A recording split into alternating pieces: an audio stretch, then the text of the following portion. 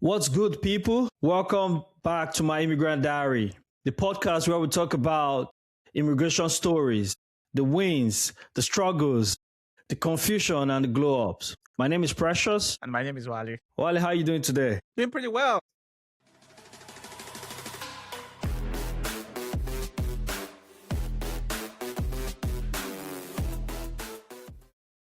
Jumping into the agenda for today, we have amazing topics. And we're going to start with the fact that there's been a massive legal battle right now over the Trump gold card. So essentially, the gold card allows wealthy foreigners to fast track US permanent residency for $1 million, which is donated to the Treasury. Oh, wait. I thought it was $5 million. No, $1 million actually.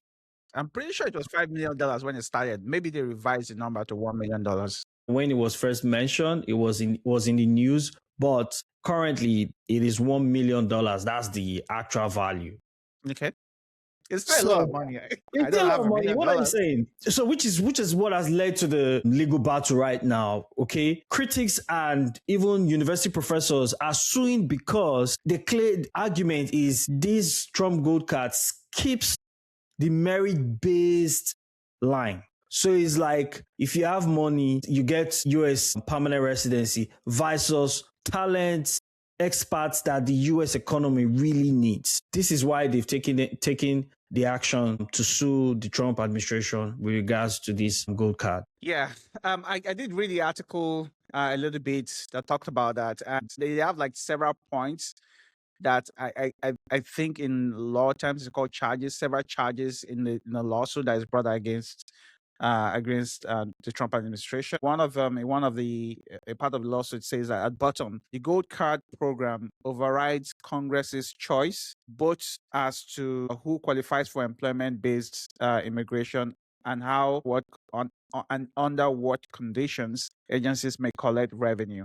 The complaint continues. No statute, moreover, authorizes the president or defendants to raise revenue by offering advantages to applicants for EB1A or EB2A. So one is extraordinary ability, and one is exceptional ability. So the EB1 is extraordinary. The other one is exceptional. I'm not sure what the difference is, but those words do seem very similar to me. The word that they used to describe each visa, but I'm sure like there's some legal reasons why they are different like that. But regardless, in any case, if you have $1 million, it means that like those that are supposed to get it won't get it. Now, that's what the lawsuit is saying.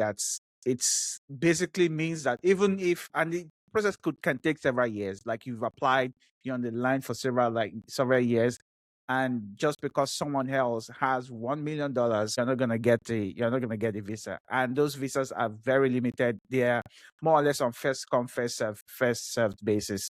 So but with this introduction of the gold card, it skips that line and just takes you straight to the front to go and get your American residency. So from what I can see from at least from my logical understanding of what the lawsuit is claiming, it does make sense that what you're saying actually leads is much more a correct interpretation of the Immigration and Nationality Act than what the Trump administration is doing. But I'm sure the Trump administration, they've done their research before they introduce this kind of policy. So it will be interesting to see what they also argue in court. But one of the things that the Trump administration has obviously said, and I've also listened to Secretary Howard Lutnick, who is the Commerce Secretary, and the person in charge of this says at least one of the things that the reasons that they are introducing this is to generate revenue, of which there's nothing about generating revenue as a main reason in the Immigration and Nationality Act.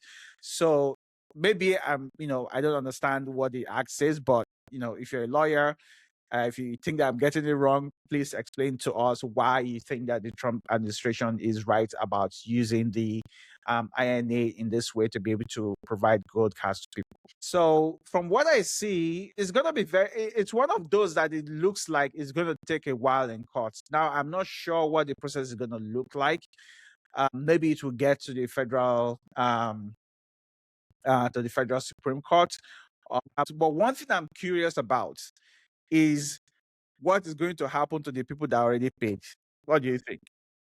So, Ali, that's a very interesting question. What's going to happen to people who have paid the $1 million, given the fact that there's Yes, a let's lot. assume that the Trump administration actually lost. What's going to happen? What will happen to them? The US Hypothetically, government will refund because you understand that, like, when you are paying for this thing, you are moving to the United States. So there's a lot that comes with that, not just the government refund alone. yes, I agree with you, Wally. There's a lot to consider when anyone who pays that kind of money.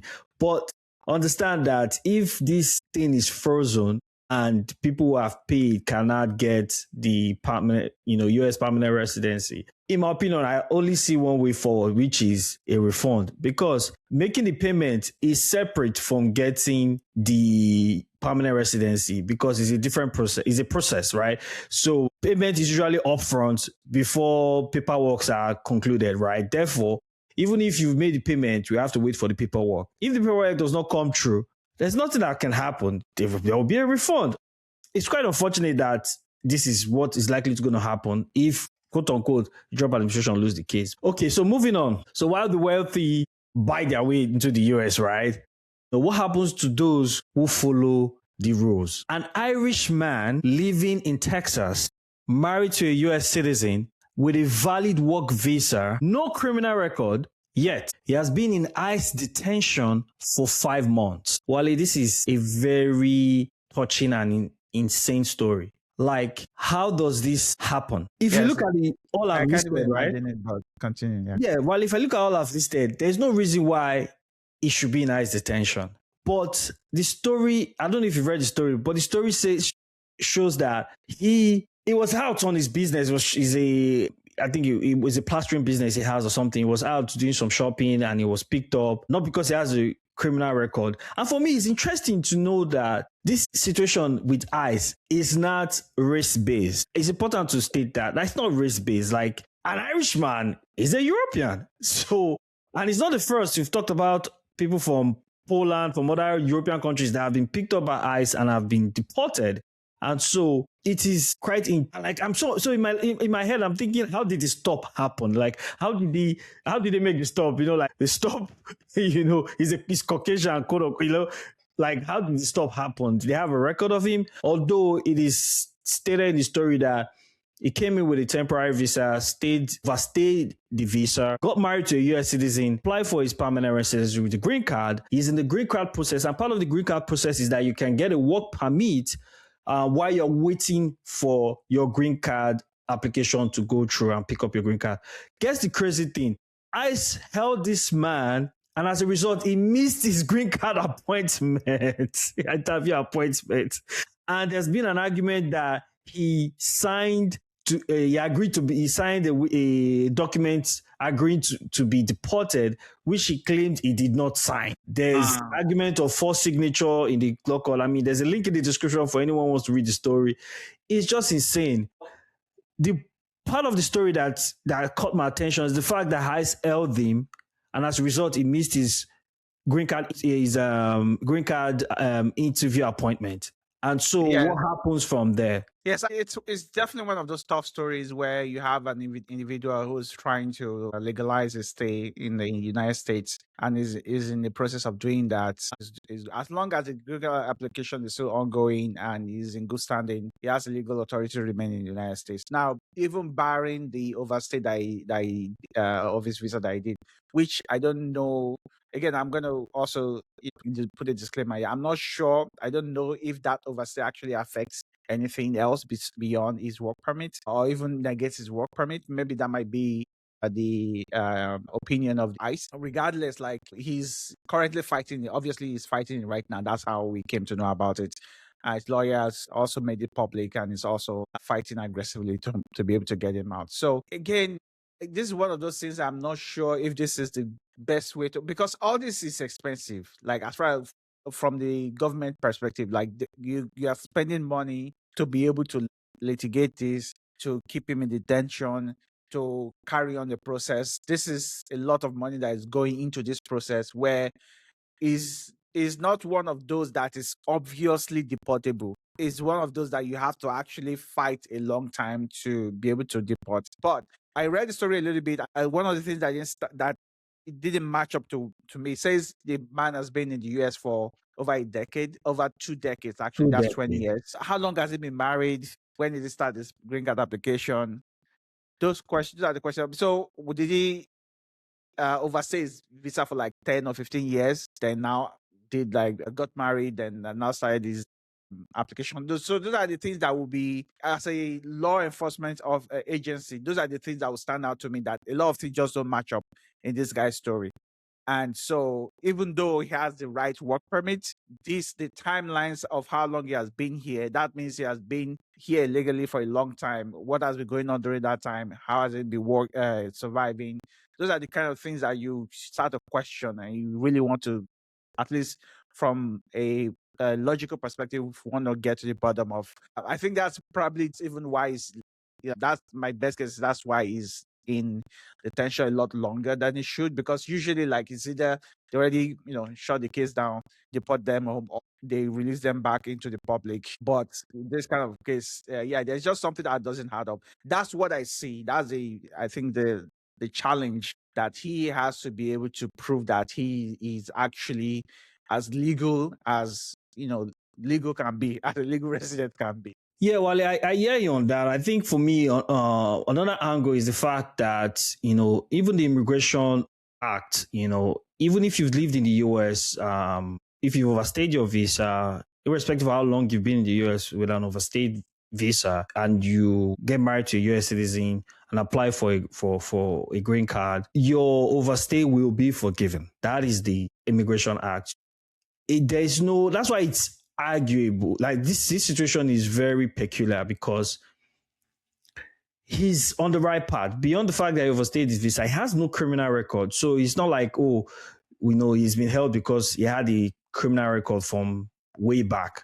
So if he's been here for 20 years, he's probably been in America for a long time as an illegal alien, because he did not overstay, I rather say not legal, overstayed visa, because he came in, legally. But then if you look at his case, if he's just waiting for his green card, is just like you said, it's likely for many years he probably find the right partner. Like you said, there's something that doesn't add up. So he's been here for so long. He has his own business, according to the reports. He has his own business, and so he's been here for so long until, obviously, recently, where he's applying for a green card. Do you get? But I still think that, this case is one of those cases that just, make you wonder where the line is drawn for those who are trying to do the right thing and do, and follow the right process, versus, those who are, who have $1 million to kind of buy the good card, and all sorts that's out there right now. But moving on, right, Wally, there's something very interesting. So moving on from, the Irish story, the Irishman story. Success can come from the weirdest form. In 2025, an immigrant won a Microsoft Excel World Championship in Las Vegas. Now, I didn't know that to be a geek, or to be an Excel can be a pathway to success, or for an immigrant, and it was so interesting that the World Championship came with a belt, like a boxing belt.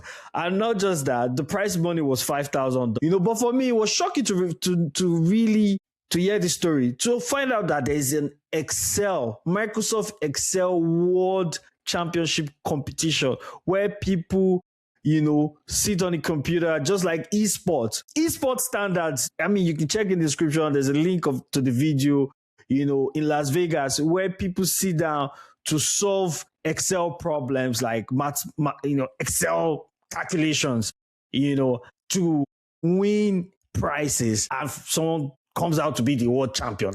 I'm just like, how weird can it be? I find it very funny. Yeah, so that's, for me, that's also, I would never, if someone told me before the story, if someone told me, actually, like, you could be famous for being good at Excel, I would say, like, what do you mean? Like, Excel is just use it for work, and that's it. Like, why would you want to go to a competition for Excel? But apparently people go for Excel. It just goes to show that, like, any talent can thrive in America. That's the way I'm looking at it. Like, if you have a talent, It doesn't matter how ridiculous your talent is, as long as you're you're the best at it, you Yes. can thrive in America. You can find a way to make it work. Previously, I used to think when I think about esports, it's about gaming basically. Whether it's PvP games or actually sports games like football or basketball or things like that people actually competing or shooting games.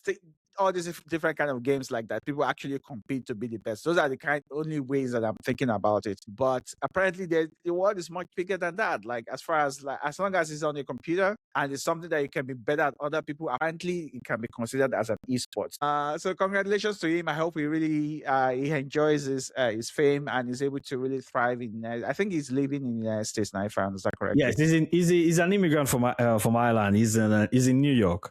He's actually referred to as the LeBron James of Excel. Good for him. I'm really happy for him. All right, then. So moving on, right? This is a warning for travelers to the World Cup. The World Cup is around the corner in June 2026. As a result, there are misleading videos blowing up on TikTok and Instagram targeting people planning to visit Canada for the 2026 FIFA World Cup.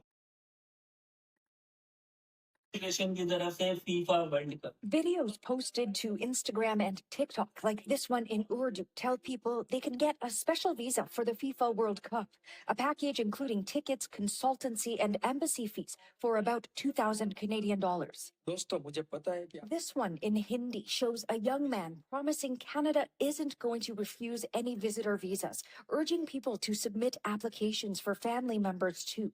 Similar promises, all of them misleading, says immigration consultant Mandeep Litter. So if you see any advertisement for a guaranteed FIFA visa, there's no special FIFA visa. These are scams. They are preying on vulnerable people.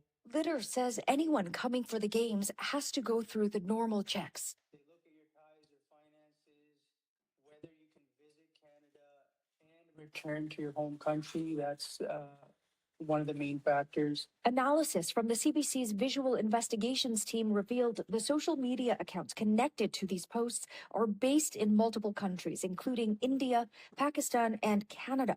At least one was deleted within minutes of us reaching out. This one claimed travelers can work, even settle in Canada.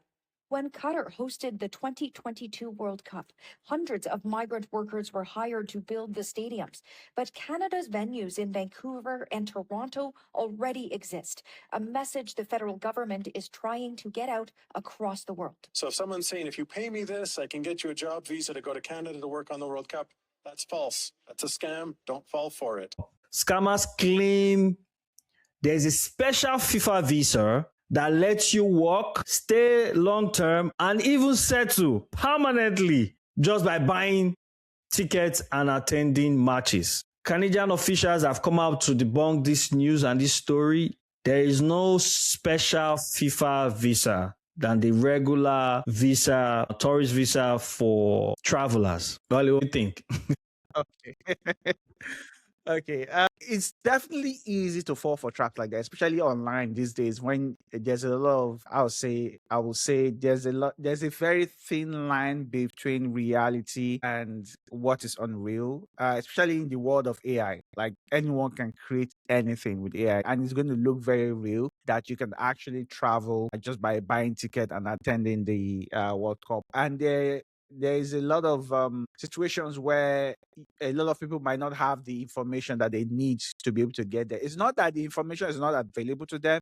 It's just that they don't know how to get to the information that they need to be able to verify that, is this actually true or not? And there's just those kind of things just makes it very easy for people to fall for something like that. So, and I think what also adds to the complication of this that to make it a lot more believable is that when Russia hosted the World Cup, they actually did something very similar. So what did Russia do? What Russia said, if you are, especially for those in Europe, now I'm not sure about those who are outside Europe, but if you're living in Europe, all you have to do is just buy a ticket. Typically, you need a visa to visit, to go to Russia. But if you're living in Europe, all you have to do is buy a ticket and then you can come and watch the World Cup. And it doesn't matter where you are from in the world. My friend, who is also Nigerian, definitely went.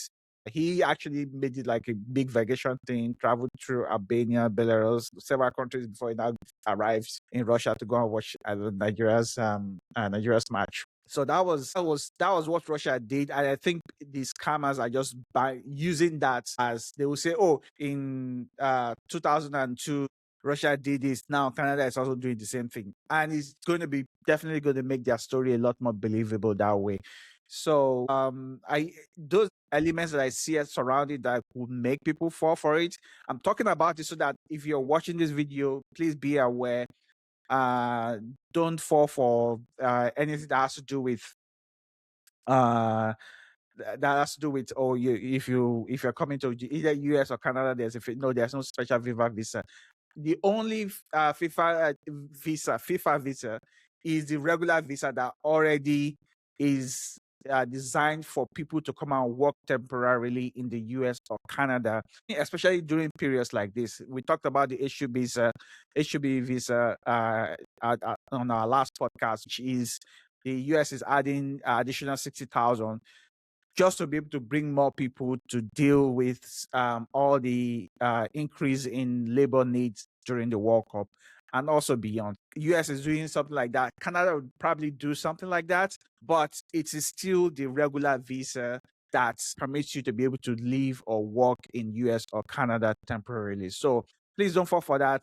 And you can, if you apply if you fall for a scam like that and it gets to the Canadian or US consulates, you could be banned for like minimum of like 5 to 10 years. But it depends on what they're going to, the rule of the ban, or minimum of 5 years. You're going to be banned.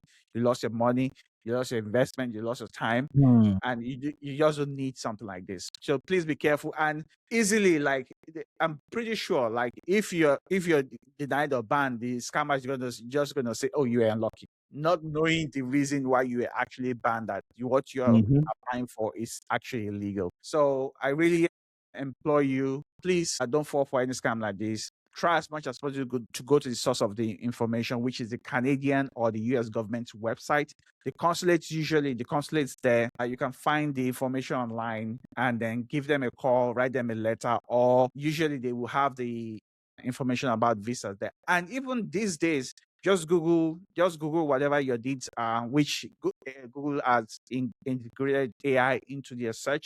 Just ask them about visa, how to apply for a visa to go and see the World Cup, and it will tell you the exact answers that you need. You don't need anybody to tell you what you need to go to the World Cup. All right, thank you, Ali. I'll just moving on. Right, US is in court arguing over the the gold card. Taiwan is making it easy for people to stay and work. As of January 2026, Taiwan has updated its laws for international students. International students graduating can now stay and work for 2 years post-grad without needing immediate work permit. Taiwan have done this with regard to the current need for expats in the country and has made it easy and has changed its immigration law to favor students who come into the country. So if you are looking for a country that is favorable and very welcoming for students, and you are an international student,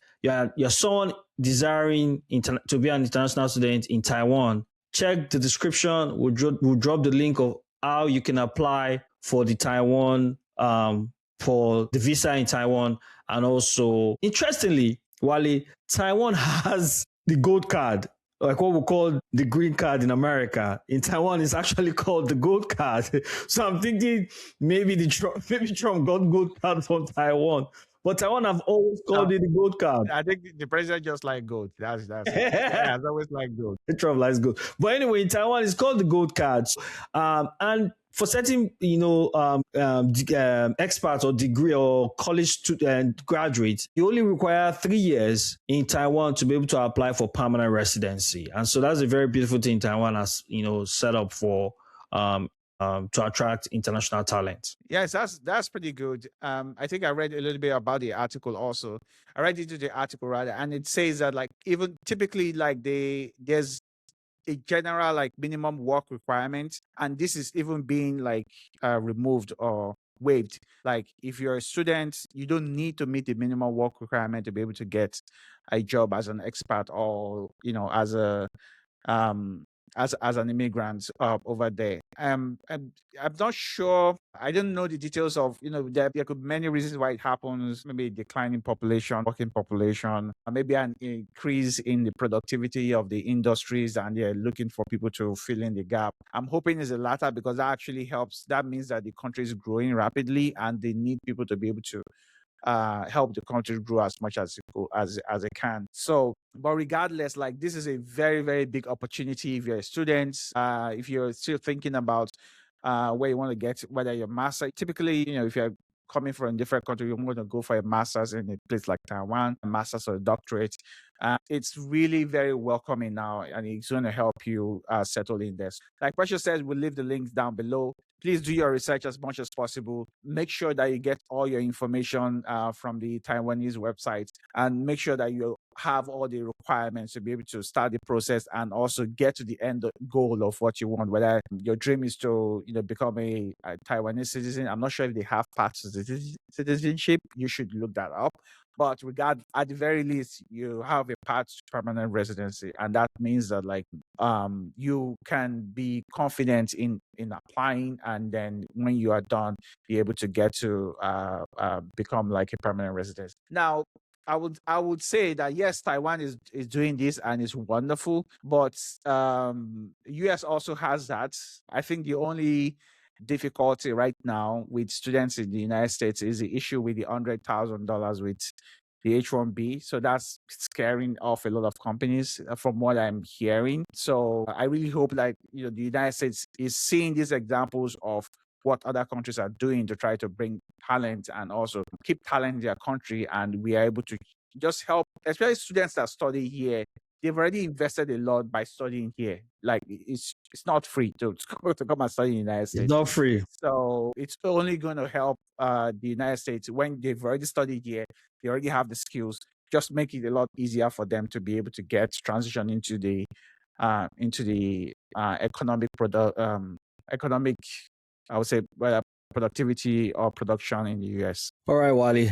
A video from all the way from Italy. This feels like a scene in a movie, right? Honestly, we talk about safety in the West, versus, developing countries. You would not expect that some of the things we see in movies will actually happen in real life.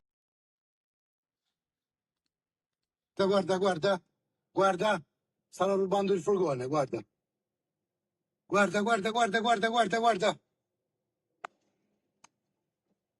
Guarda, hanno rubato il furgone. Guarda.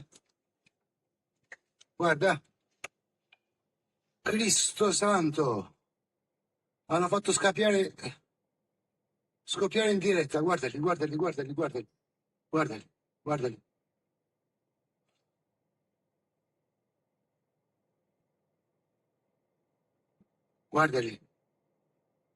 Guardali, porca puttana. Guarda.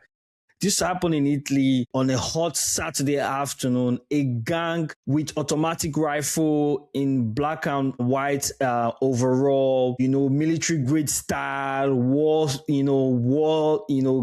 gadgets all prepared. Were out used the truck to block an armored van with explosives. Like, this military grade explosive. I mean, they bombed the armored truck, looted millions of dollars. I don't know what's euros. I think it's euro in Italy, although there's no official record of how much was stolen. But it was trending. I don't know if anyone, if you've not seen it, you can go to the description. You find the link. But it's wild. Like, it just blows my mind to see that, some of the things that we consider as things we see in the movies, and you don't think that those things really, will happen in current, with level of technology, the advancement of security, intelligence, that, at a gang of, there were about 6, but the interesting thing is they engaged in fire, exchange with the Italian police, and eventually 2 of them were caught. Well, it gets the craziest thing. One of the 2 people that was caught is 30, I think 30 something years old, and the other is 62 years old. I'm like, bro, how is it? What is a 62-year-old man doing with such a youngie at a robbery scene? But this is a wild story. It just shows you that even anywhere in the world, anywhere, even in the West, things like this can happen. But the good news is that, Wally, no pedestrian, no what's the word, pedestrian, not just pedestrian, no Civilian. civilians or people, just passerbys, were hurt by the gun exchange with the police. Yes. So yes, I think when I first saw the video, it was really hard to believe. And this is something that you would think that, like, I've only seen it, like you said, I've only seen it in movies. I've never seen it anywhere else. I've never had the opportunity to see that people are that well coordinated and in being able to rob like an armored truck like that. So uh it was it was yeah, it was definitely not a good act, but it was still, I'm still amazed at the extent that people will go to. Mhm. This one is a little bit different. All weapons. They even had like a car that is they pretend to be police officers that had sirens and everything on the vehicle. I'm like, oh, this guy really, really, they invested a lot in making sure they're able to get to the money in this case. So to talk about the Louvre, how they robbed the Louvre, and in like 7 minutes they were able to Yep. rob. Took several in broad daylight. This one also in broad daylight. So I'm not sure what's going on with all these robberies going on, especially in Europe. Yeah. But it is something that is unbelievable. But I really hope that the perpetrators, they're able to get all the money back. Hopefully, like you said, we don't hear later that no anyone was injured. So far, nobody's injured. Everyone that's not part of the whole thing is safe. Even the robbers are also alive. Yeah, they've been charged to court, but I mean, the police officer was injured actually, but I think the story says he's likely to survive. But the armored truck company, are concerned because this is like 14 attempts in 2 years. That Wow. is a lot. In 2 years, 14 attempts. No, that's a lot. But anyway, lastly, for those who be traveling in the summer, to the UK, the UK has now put up a mandatory ETA, an electronic travel authorization. Now, this travel authorization is targeted to those who do not require a visa to enter the UK. So if you are in that category where you don't require a visa to enter the UK, you now have to fill an electronic travel authorization before boarding a plane to the UK. Otherwise, you will not be allowed to board a plane. There's a small fee of £60 according to gov.uk, which is the authorized site by the UK government where you can fill out the ETA before traveling, before boarding a plane. Within minutes, it's expected that if you fill it out on the website or on their app, you should be able to get a response. Yes, I think since the UK broke up with the EU, Brexit, this kind of thing have existed. I'm not sure if they've enforced ETA, but you can't just travel as you used to any longer. Both if you're going from the UK to the EU or from the EU to the UK, you need some sort of registration. Now, that's between them, between the UK and US, a little bit different, which is why we are talking about it. Because if you're watching this, if you're a traveler, you're thinking about visiting the UK, you need to understand that if you don't fill your ETA or apply for the ETA before you leave, you're probably going to be sent back to either the United States or Canada or any other country that might be coming from that didn't previously require that. This is something that I would be proactive about. I wouldn't wait until the date. I would just apply immediately if I know that I'm going to travel to the UK anyway. One thing I think it's obviously is a way to generate revenue regardless, but it's also a way for me. I would say the negative aspect is that it's definitely going to control the amount of people that is going back to the UK, going to the UK and back from countries that didn't need to do that before. Because if this is a barrier already for a lot of people, especially if you just want to travel and you're thinking, let me just go somewhere where I can just enjoy a little bit of the culture and then come back home. This just puts a little bit of barrier there that if you see this one versus say you want to go to a place like China, like Japan that doesn't require that, it's going to be difficult for you to choose a place like UK instead of just going to Japan or Taiwan or any of those countries. And so I hope I hope this brings value to you as you're watching this. Please ensure that you apply for your ETA as soon as you can. All right. Thank you for staying with us. Thank you. Also, please like and subscribe. And remember to check the notes for the links in the description below. And finally, have a good one from us.